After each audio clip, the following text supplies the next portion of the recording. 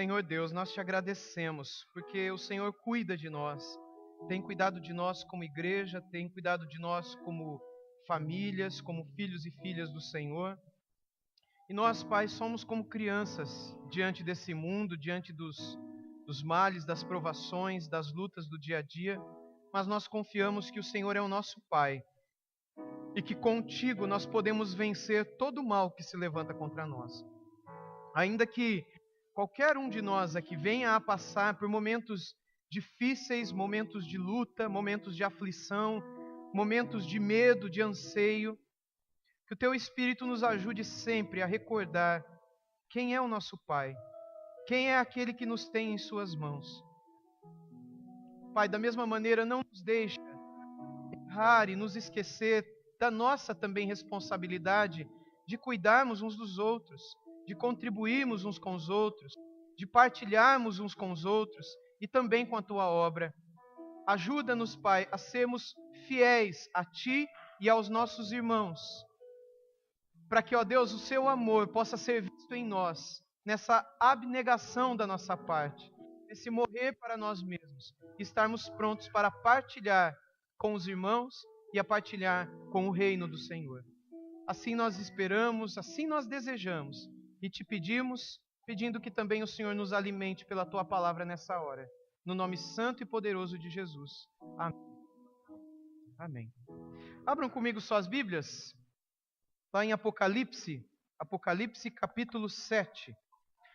Hoje de manhã nós terminamos o capítulo 6 de Apocalipse. Hoje à noite, então, nós entramos no capítulo 7. Meus irmãos, não há nada que traga mais segurança a uma criança indefesa e muitas vezes amedrontada também, do que a presença da mãe, presença do pai, seja em uma ocasião de apagão, não é? Acabou a energia em casa e está de noite, principalmente, ou numa ocasião de afogamento, por exemplo. Eu me lembro quando os meus filhos eram bem pequenininhos e nós fomos a um parque aquático, né? E lá eu, sem juízo nenhum, levei o meu filho pequeno, Natan, para passear num bote naquele rio cheio de, né? Sem juízo nenhum. E aí, no momento em que o bote fez uma curva assim, eu vi que eu fiquei sozinho no bote. Aí eu olhei para o lado, não vi, e era um momento de correnteza, e eu pensei, eu tenho que me jogar. Porque o meu filho na época tinha quantos anos? 3 aninhos, 4 aninhos. Você imagina uma criança de 4 anos, debaixo de um lugar com correnteza. Eu me joguei, comecei a procurar e eu não via nada. Via outras pessoas com botes passando, mas de repente eu vi um vulto no fundo, peguei pelo cabelo e dei um chute, assim, um impulso no chão e levantei e abracei ele, assustado, bem assustado, e fui nadando até chegar no canto do riozinho, e ali então eu coloquei ele na parte seca e sentei do lado dele, aliviado e agradecendo a Deus por ter nos guardado e ter nos dado aquele livramento. Mas imagina o coração de uma criança numa situação dessa. É a situação de total impotência, de total indefesa, insegurança. E a presença do pai ou da mãe em outras situações da vida sempre traz a segurança de que vai terminar tudo bem com aquela criança. E Deus conhece as suas crianças também. Ele sabe que cada um de nós somos frágeis, que cada um de nós somos medrosos diante das situações da vida que muitas vezes se agigantam diante de nós e fazem com que nós nos sintamos pequenos, e indefesos, e inseguros e impotentes, como que se estivéssemos nos afogando em situações difíceis, sejam elas financeiras, sejam elas de enfermidade, sejam elas de calúnias dentro do serviço, sejam elas quais forem, situações difíceis de fato. E é por isso que muitas vezes o Senhor Deus usa a sua palavra para assegurar ao seu povo de que Ele os vê, de que Ele os protegerá de todo mal. Se nós não corremos para a palavra, se nós não lemos a palavra, a gente não recebe o conforto, a gente não recebe o consolo. E no texto que nós vamos ler, sabemos que João ele está diante do pior dos males que pode assolar a humanidade. Ele está diante do juízo, da ira do juízo de Deus que virá sobre o mundo. E não há nada pior do que isso. Mas a mensagem do texto tem como objetivo assegurar o povo de Deus, de que Deus está no controle. E de que, mesmo que o mal venha sobre o mundo, nada vai acontecer com seus filhos e suas filhas. Por mais que os problemas venham e cresçam diante de nós, a sua palavra nos garante de que Deus está atento e de que Ele vai nos proteger. Vamos ver o texto? Apocalipse capítulo 7, do verso 1 até o versículo 8. O texto diz assim: Depois disto vi 4 anjos em pé, nos 4 cantos da terra, conservando seguros os 4 ventos da terra, para que nenhum vento soprasse sobre a terra, nem sobre o mar, nem sobre a árvore alguma. Vi outro anjo que subia do nascente do sol, tendo o selo do Deus vivo, e clamou em grande voz aos 4 anjos, aqueles aos quais fora dado fazer dano à terra e ao mar, dizendo: Não danifiques a terra, nem o mar, nem as árvores, até selarmos na fronte os servos do nosso Deus. Então ouvi o número dos que foram selados, que era 144.000, de todas as tribos dos filhos de Israel.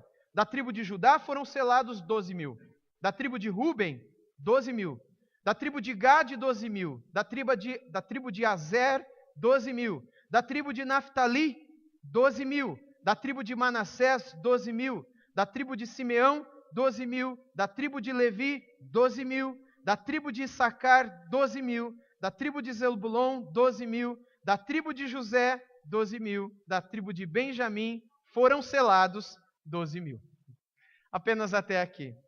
Impressionantemente, o capítulo 7 não começa com a abertura do 7º selo.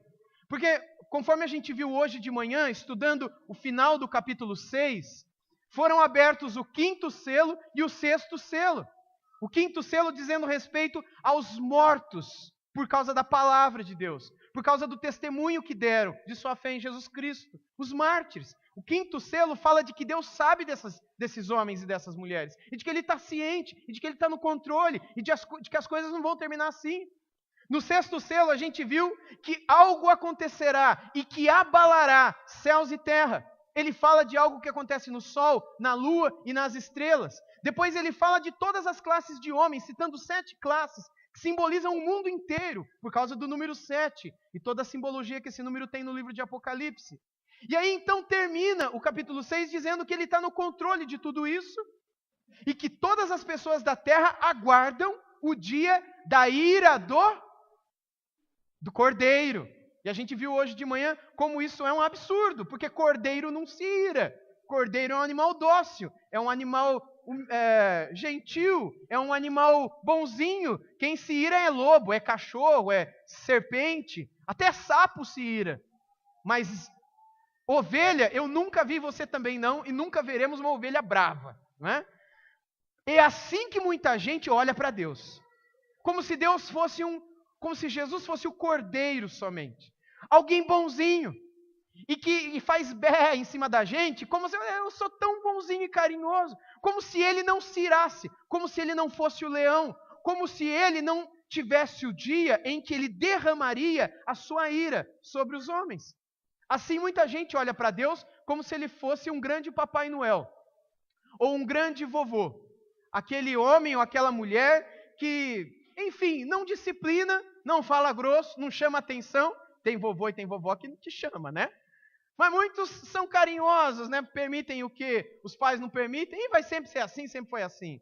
E a figura do Papai Noel também. E a figura que muita gente tem de Deus, que é um Deus de graça, que é um Deus que não se ira, que é um Deus que não tem nada desse negócio de inferno, não tem nada de juízo final. Isso é tudo criação da cabeça dos crentes, dos católicos, dos cristãos de um modo geral.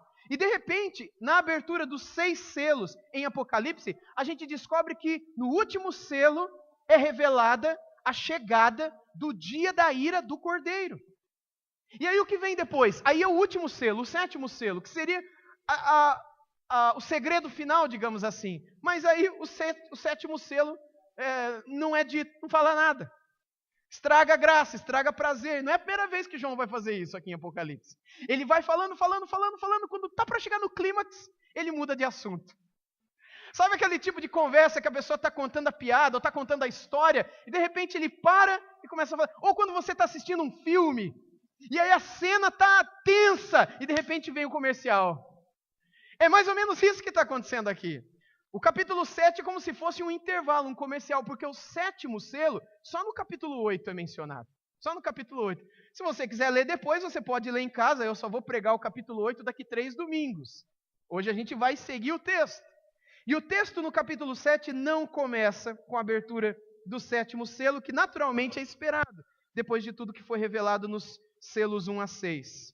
No entanto, antes que o ápice dos selos seja alcançado, um suspense é feito, não é algo que, como eu disse, não vai acontecer aqui, mas vai acontecer até lá, e a gente vai ficar igual aquelas almas debaixo do altar, no capítulo 6, verso 9, dizendo: até quando, Senhor? Fala logo, não é?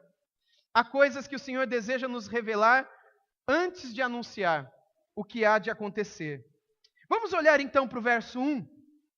Essas são as palavras do Senhor. Depois disto, vi 4 anjos em pé, os 4 cantos da terra, conservando seguros os 4 ventos da terra, para que nenhum vento soprasse sobre a terra, nem sobre o mar, nem sobre árvore alguma.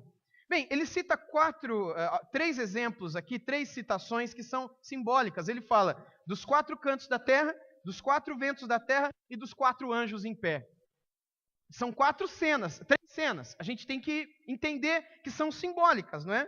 Há muitas interpretações para essas passagens, mas a gente não pode esquecer que tudo que João está fazendo nesses textos é apresentar figuras simbólicas e que talvez para nós, leitores, em 2015, ocidentais, pareça ser muito difícil da gente compreender. Porque a gente está muito longe do contexto de João, muito longe do contexto literário, onde essas imagens eram compreensíveis. Os leitores da época entendiam o que isso tudo significava. Mas para a gente, muitas vezes, isso não faz sentido. Como outras figuras que a gente vai ver mais para frente, que falam de chifres, de olhos, de cabeças, enfim, um monte de coisas, que a gente só vai entender se a gente mergulhar na história e tentar compreender como é que eles lá atrás compreendiam isso também. Bem, de acordo com um estudioso bíblico, Dr. Utley, há muitas interpretações quanto ao que seriam esses 4 ventos da terra, né? Via de regra, tem a ver com o mal e com o juízo de Deus. Não é a primeira vez que fala na Bíblia que Deus vai mandar ventos dos 4 cantos da terra. Há outros lugares, como por exemplo em Jeremias. Eu gostaria que você abrisse comigo sua Bíblia nesses 2 lugares. O primeiro deles está em Jeremias 49, verso 36. Jeremias 49, verso 36. Onde diz assim a palavra de Deus: trarei sobre Elão os 4 ventos, dos 4 ângulos do céu, e os espalharei na direção de todos estes ventos, e não haverá país aonde não venham os fugitivos de Elão. Esse é um dos textos, o outro é Daniel.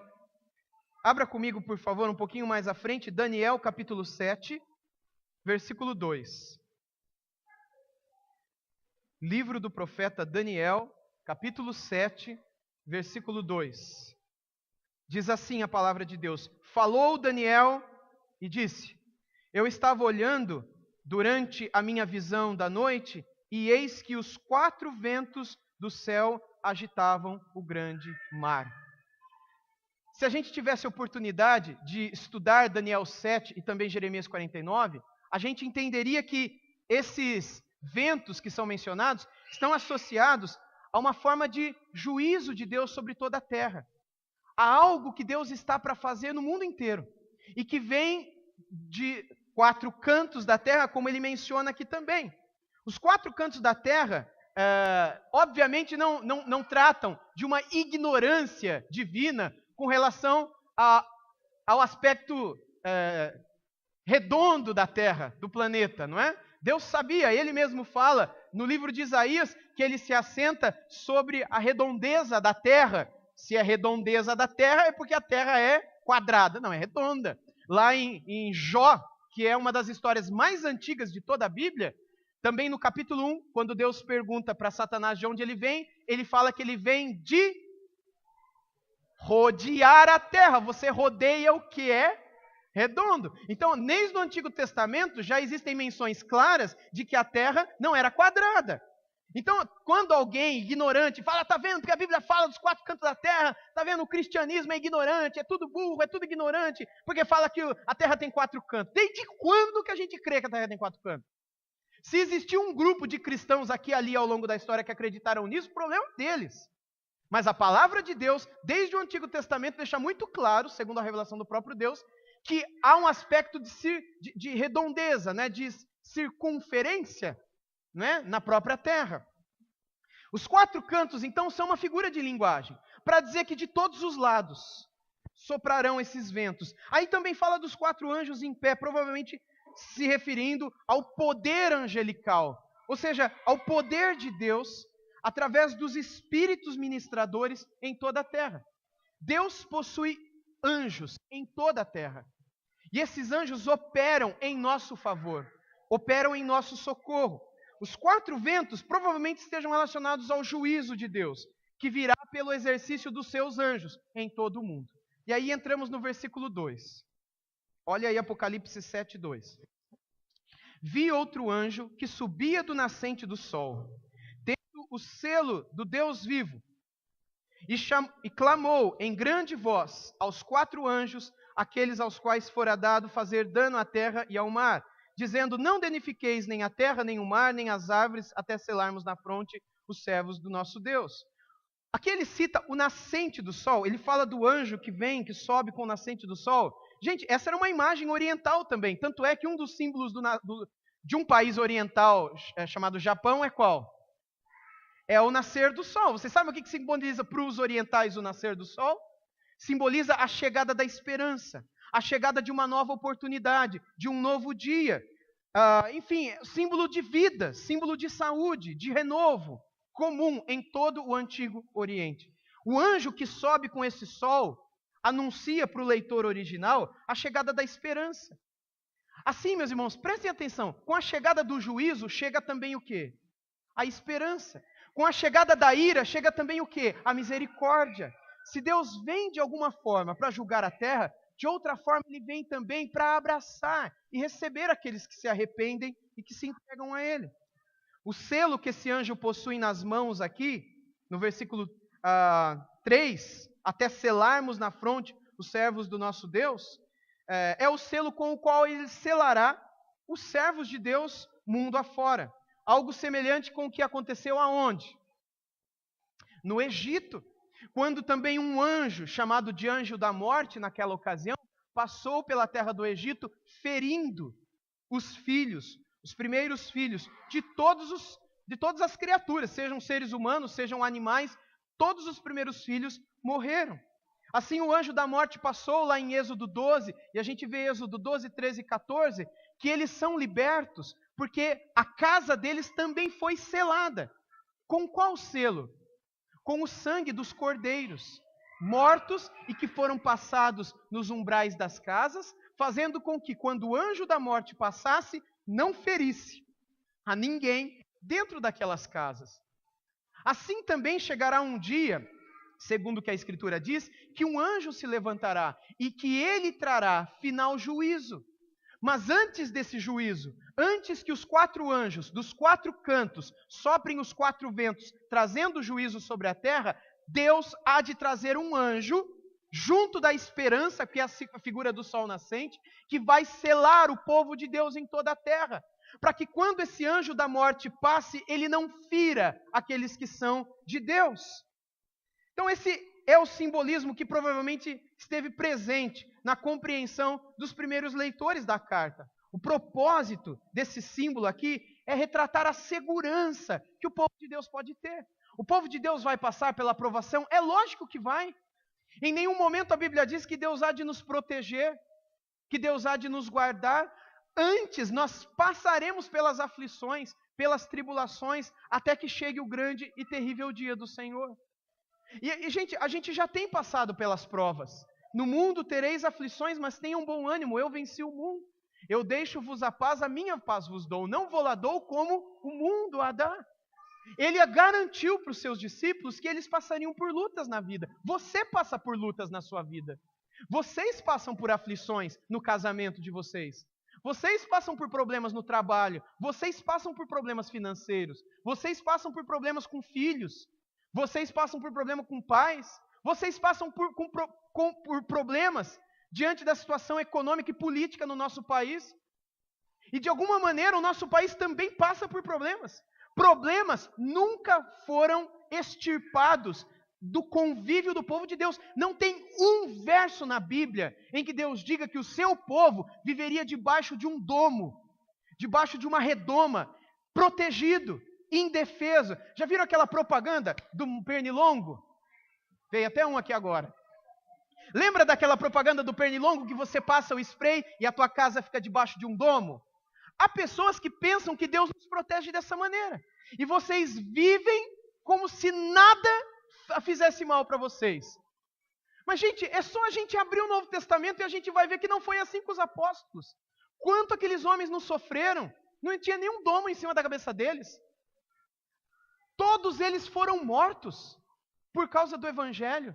Passaram privações, foram presos, foram injustiçados. Sofreram surras em praça pública, como Paulo e Silas, na cidade de Filipos. Foram levados nus para uma cadeia por causa de uma pena injusta, de um crime que eles não tinham cometido. O povo de Deus não está livre de passar aflições. Se você sofre, você não sofre porque você não é filho de Deus. Porque tem pessoas que pensam, eu estou passando por esse problema porque afinal eu não devo ser cristão. Ou eu fiz alguma coisa errada para Deus. Você não fez nada de errado. E você é cristão. Se você se arrependeu um dia e entregou a sua vida. Você passa por problemas porque o mundo passa por problemas. Porque o mundo jaz no maligno. E porque na palavra o Senhor Jesus Cristo nos garantiu que nós passaríamos por aflições. Você está dentro disso. Você vai passar por aflição. Até o último dia da sua vida. Não sonhe que um dia você vai parar de sofrer. Não vai chegar esse dia. Até que seja completa a tua redenção, como a gente leu hoje de manhã, na vinda de Cristo. Não viaje, não imagine que você chegará um momento que você vai ser só paz, só alegria, só vitória, só triunfo. Não foi nem assim com Jesus, não foi assim com nenhum dos 12 apóstolos. Na história da igreja, não houve um dia sequer em que a igreja não estivesse debaixo de batalhas espirituais e de provas. Nós somos a igreja hoje. Nós somos parte do povo de Deus espalhado por todo o mundo. Nós somos parte desse povo que está debaixo de opressão e que vai passar por lutas, que vai passar por dificuldades. Mas nós também somos o povo selado. Nós também somos um povo marcado pelo sangue do Cordeiro. Nós somos um povo que quando o inimigo se levanta, ele não tem o poder de nos tocar. Ele não pode avançar, ele não pode ferir, ele não pode adoecer, ele não pode tirar nada de você sem que o próprio Deus permita que ele o faça. Assim como foi no tempo de Jó, que perdeu tudo que tinha, é hoje também. Porque no tempo de Jó foi Deus quem permitiu que ele passasse pelas aflições. E ele reconhece isso. O Senhor me deu, o Senhor levou, bendito seja o nome do Senhor. E o Senhor permanece o mesmo. Ontem, hoje e para sempre. E assim como ele esteve com Jó, ele está conosco. E a nossa fé tem que permanecer nele. E a nossa boca e no nosso coração, nós precisamos continuar crendo que o nosso Redentor vive e que por fim se levantará sobre a terra. Amém, meus irmãos?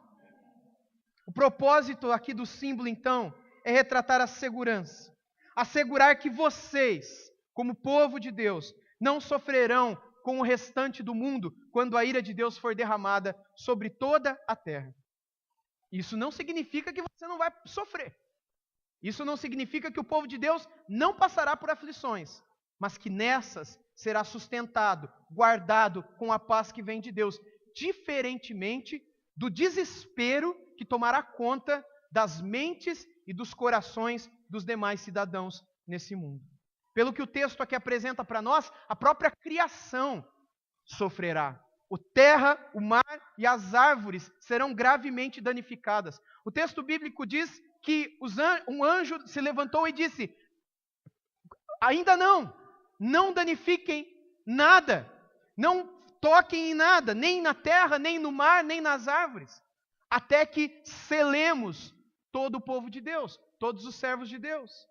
Esse simbolismo por trás dessa passagem provavelmente diga respeito à destruição que esse próprio mundo sofrerá. Irmãos, isso tudo é apenas um lado. Eu não posso nem dizer da moeda, mas é do triângulo. Imagine um triângulo. Imagine um triângulo. Nós temos 3 ângulos na Bíblia para olhar para tudo que vai acontecer no futuro. Um ângulo são esses selos. Outro ângulo são as trombetas, que virão nos próximos domingos, à medida que a gente for lendo. Outro ângulo são as taças. São ângulos diferentes de coisas que estão e estarão acontecendo no mundo. Mas qual é o objetivo de Deus nos revelar todas essas coisas? É nos assegurar de que a gente está na mão dele. É nos garantir de que nós seremos protegidos e de que ele não se esqueceu de nós. De que ele não se esqueceu de você. E de que há de vir algo sobre o mundo que fará chacoalhar esse mundo. Algo que acontecerá antes da segunda vinda de Cristo, como já foi dito no início da abertura dos selos. Como é que o povo de Deus viverá essa situação de instabilidade e de desespero? Tem gente que olha para a situação do nosso país e acha que a gente já está vivendo essa situação de instabilidade, de desespero. Será que a gente já está vivendo isso? Eu não tenho dúvida que a gente já está vivendo o início de tudo isso. Mas segundo o que as Escrituras dizem, a impressão que se tem é de que a intensidade será muito maior na medida em que o tempo transcorre. Os problemas aumentarão e não melhorarão, mas o povo de Deus vai ser guardado. Como ele foi lá no Egito. Eles serão novamente guardados das pragas, não é, do fim. Todos serão selados, a fim de que os ministros de Deus, seus anjos, esse nome ministros vem lá de Hebreus 1, que é um nome que lá em Hebreus 1 é dado para os anjos. Eles são espíritos ministradores, executadores do juízo de Deus. Mas esses anjos não vão ferir vocês, porque vocês terão uma marca que nós não conseguimos enxergar. A gente olha um para a cara do outro, a gente não vê nada, mas eles veem, e glória a Deus por isso. E aí vem o verso 4 a 8, com aquele monte de número que eu não vou ler tudo de novo. Mas no verso 4 está assim: então ouvi o número dos que foram selados, que era 144 mil, de todas as tribos de Israel. Aí ele fala da tribo de Judá, de Ruben, de Gade, de Azer, de Naftali, de Manassés, de Simeão, de Levi, de Issacar, de Zebulon, e José e por fim de Benjamim. Cada uma dessas tribos, 12 mil serão selados. A partir daqui então, irmãos, a revelação nos aponta uma realidade através de 2 formas. A primeira delas é através desse simbolismo do número 144 mil. Existe um simbolismo, né, na figura dos 144 mil que serão selados durante o tempo do fim. A gente viu nos versos anteriores que um anjo subiu junto com o nascer do sol, com o selo de Deus para selar o povo, para que este povo não seja destruído, julgado, junto do restante do mundo. A partir daqui do versículo 4, João, o apóstolo, ouve o número das pessoas que serão seladas. Qual é o número das pessoas que serão seladas em todo o mundo? 144 mil. E mais interessante ainda é de onde são essas pessoas. Porque os 144 mil são divididos em 12 mil de cada tribo de Israel. 12 mil de 12 tribos. O ponto aqui, para o leitor mais desatento, é que a lista das tribos de Israel que estão aqui, a lista é totalmente diferente das mais de 20 listas que aparecem no Antigo Testamento. O Antigo Testamento tem aproximadamente 24 listas das 12 tribos de Israel. Quase nenhuma bate com a outra. Quase nenhuma. Porque algumas colocam Efraim, outras colocam Manassés, outras colocam José, outras tiram José, outras colocam Benjamim, outras tiram Benjamim, alguns colocam Adã, outros tiram Dan, por N razões que não dá tempo da gente explicar aqui agora. Mas essa lista que está aqui, gente, é única. Quando um judeu leu essa lista, ele pensou, isso daqui não tem nada a ver com Israel. Mas fala de 12 tribos. Em primeiro lugar, porque o cabeça da lista não é Ruben. Ruben é o primogênito de Jacó. Ele é o primeiro filho. E ele aparece em primeiro em todas as listas. Mas quem é o primeiro que aparece nessa lista? Judá. Por que será, meus irmãos? Existe um simbolismo por trás disso também. Isso é interessante porque a ideia que a maioria dos estudiosos da Bíblia traz para a gente é que o que encabeça essa lista não é mais aquele que representava os 12 filhos de Jacó, porque essa lista aqui já não tem mais nada a ver com... Tem até neto de Jacó aqui no meio. Mas é representar quem é aquele principal, aos olhos de Deus, como salvação, como salvador. E aí ele cita Judá. Porque é dessa tribo que vem o Salvador. Jesus é o leão da tribo de Judá. E é nesse sentido que com ele, com o leão da tribo de Judá, todos nós vamos. Era como se ele dissesse que nós formássemos parte dessa tribo. Ele não está dizendo isso aqui, mas é como se ele dissesse. É como se ele nos colocasse junto dessa tribo, falando que nós também fazemos parte disso. Esse é só um ponto, não é? Outro ponto é a inclusão de Levi aqui nessa lista. Se você já estudou e já leu as listas no Antigo Testamento, você sabe que Levi não aparece em nenhuma lista no Antigo Testamento. Por que a tribo de Levi não aparece? Porque eles não receberam posse. Eles foram uma tribo que cuidaria da parte espiritual no templo. Eu estou falando de modo bastante simples, não é? Mas essa tribo, ela não seria contada na hora da divisão da terra. Mas aqui ela é incluída, isso é interessante. Aqui fica de fora Dan. Por que será que Dan, que aparece em todas as listas, não aparece aqui? É interessante que havia uma tradição no Antigo Testamento de que o anti-Messias viria de Dan. Vocês já ouviram essa expressão anti-Messias? Sabiam que era comum? A gente fala do anticristo, não é? Mas no Antigo Testamento se falava também, não no Antigo Testamento, mas na época do Antigo Testamento, os judeus falavam de um possível anti-Messias que enganaria todo mundo. Um anti-Messias que viria e se passaria por Messias, mas que não tinha nada a ver com Messias e que a gente ia ter que tomar cuidado com ele. Tanto é, quando Jesus veio, muitos acharam que Jesus era o anti-Messias, era o falso Messias. E muitos falsos Messias vieram de fato, antes de Jesus e depois de Jesus. Aqui, em Dan, era muito forte essa crença no passado. Além de também ela ter sido a tribo mais idólatra de todas as tribos de Israel no Antigo Testamento. A tribo que mais se vendeu a paixões carnais, a idolatria de falsos deuses e a muitas cobiças da carne, cobiças do coração, dos olhos e a soberba da vida. Coisas nas quais Deus não está, que ele condena e que afastam dele. Essa é a tribo que mais se afastou de Deus. Interessante também que Efraim não é listada. Existem algumas razões que são levantadas, mas nenhuma é necessária a gente dizer aqui. Mas é interessante também que ele coloca Manassés na lista, que era neto de Jacó, filho de José. E que talvez ele tenha sido colocado aqui para preencher o número 12. Porque o que ele quer é o símbolo do 12. É o número 12.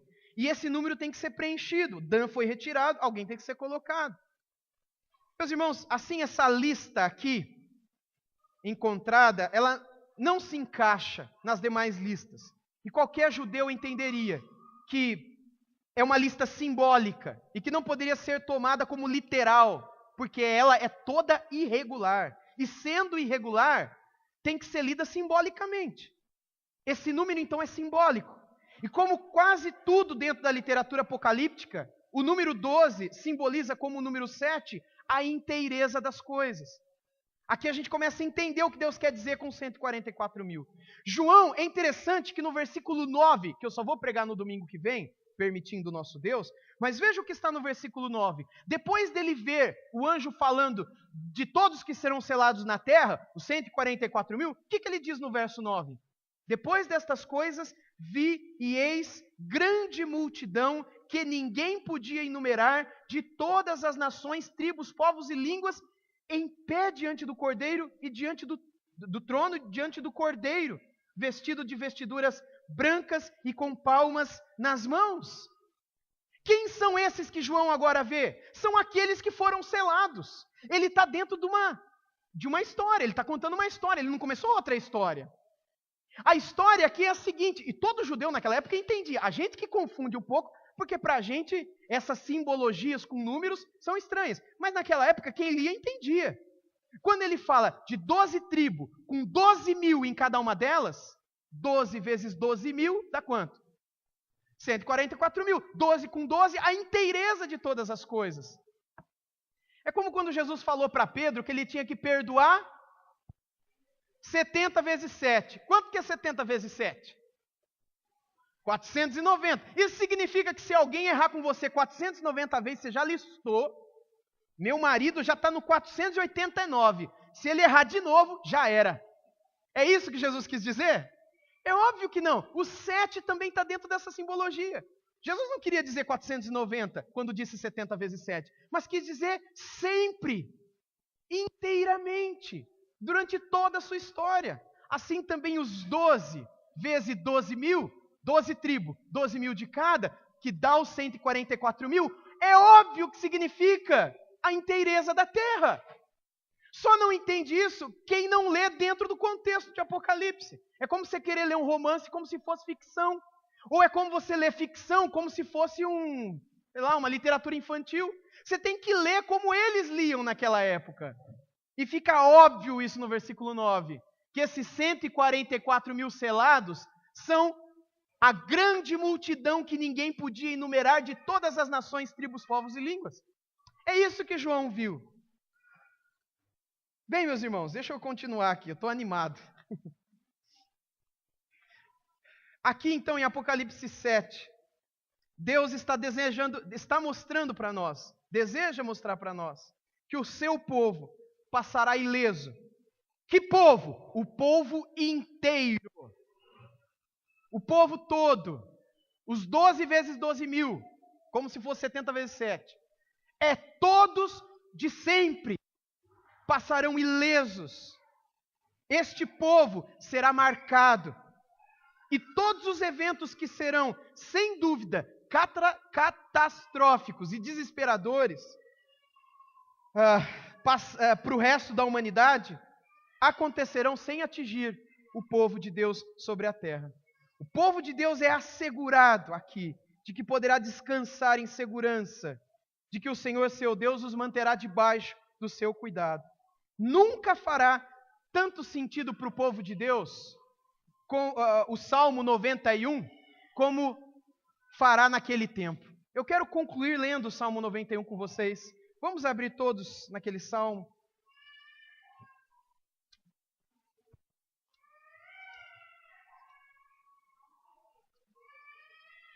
Salmo 91, especialmente o verso 7. Mas eu quero ler o Salmo todo.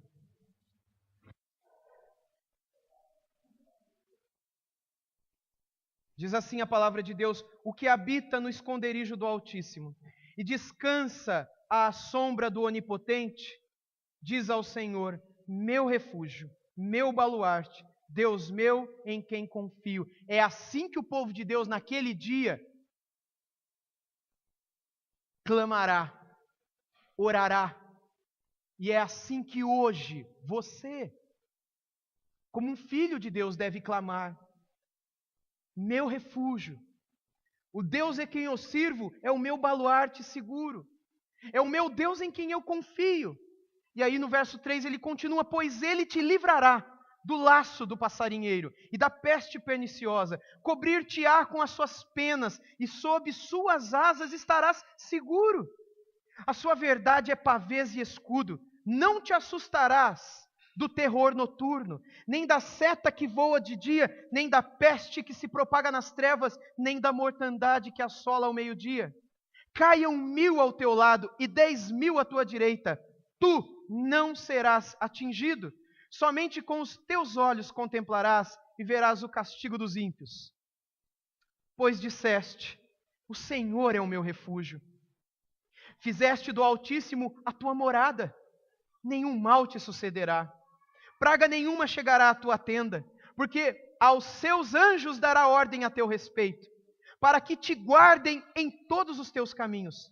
Eles te sustentarão nas suas mãos, para não tropeçares em alguma pedra. Pisarás o leão e a áspide, calcarás aos pés o leão e a serpente, o leãozinho e a serpente, porque a mim se apegou com amor, aqui é Deus falando com você, porque a mim, você se apegou com amor, eu o livrarei, pô-lo-ei a salvo, porque conhece o meu nome. Ele me invocará e eu lhe responderei. Na sua angústia eu estarei com ele, livrá-lo-ei e o glorificarei, saciá-lo-ei com longevidade e lhe mostrarei a minha salvação. Nunca fará tanto sentido para você e para mim este salmo naquele dia, assim como hoje, como povo de Deus, essas verdades aqui reveladas a nós devem guardar o nosso coração. Você está debaixo do cuidado de Deus, você está nas mãos de Deus, é Ele quem nos guarda, o Senhor é o nosso bom pastor e nada nunca nos faltará. Louvado seja o Senhor. Amém? Vamos orar. Santo Deus, nós te bendizemos e te louvamos com todo o nosso coração pelas promessas da Tua palavra e pela certeza que ela nos traz de que, estando nas Tuas mãos, nós passaremos por todas as aflições em paz. Obrigado pela Tua paz, Senhor Jesus, porque ela não vem como o mundo a dá, mas é a mesma paz que um dia o Senhor mesmo sentiu quando também passava por aflições.